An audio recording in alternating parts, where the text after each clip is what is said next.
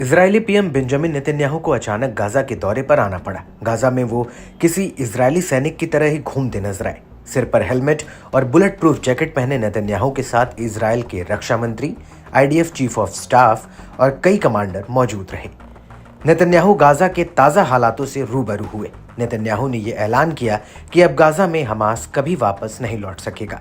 लेकिन गाजा में जो हालात हैं उन्हें देखकर कहीं से भी ये नहीं लगता कि इजरायल यहां जंग जीत चुका है, क्योंकि इस्लामिक रेजिस्टेंस ने आईडीएफ की नाक में दम कर रखा है।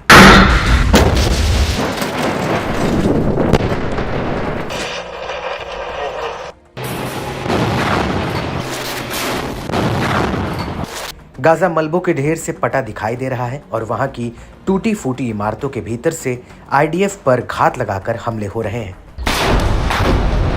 लेबनान के बाद गाजा में भी इजरायली सेना को कई जगह भारी नुकसान पहुंचा है। हमास एक बार फिर से हावी होता दिख रहा है और इसकी असल वजह अल कसम ब्रिगेड है, जिसके लड़ाके गोरिल्ला अटैक में माहिर हैं। ये लड़ाके इजरायली सैनिकों और टैंकों पर घात लगाकर भीषण हमले कर रहे हैं।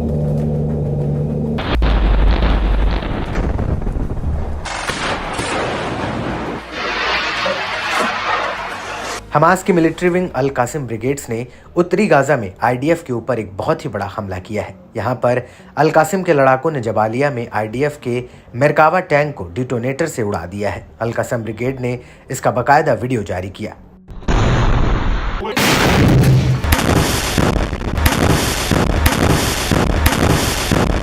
इस वीडियो में अल कासिम ब्रिगेड के लड़ाके दिखाई दे रहे हैं। पश्चिमी जबालिया में अल फखारा इलाके की दावास स्ट्रीट के एक बिल्डिंग में छिपे ये लड़ाके शुआत एक्सप्लोसिव डिवाइस की वायरिंग कर रहे हैं। इसके बाद एक मेरकावा टैंक को धमाके के साथ उड़ा दिया जाता है। रिमोट से ब्लास्ट किया जाता है। 2 कैमरों से अलग अलग लोकेशन पर वीडियो शूट किया जाता है।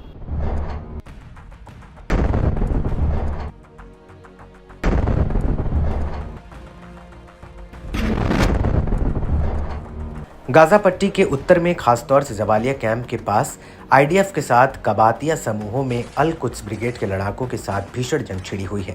कई इलाकों में आईडीएफ की गतिविधियों और स्नाइपर ठिकानों पर भारी मात्रा में सीधी गोलियों की बौछार की जा रही है। अल कासिम ब्रिगेड का दावा है कि उसने हाल ही में 3 इजरायली ड्रोनों को भी अपने कब्जे में ले लिया है।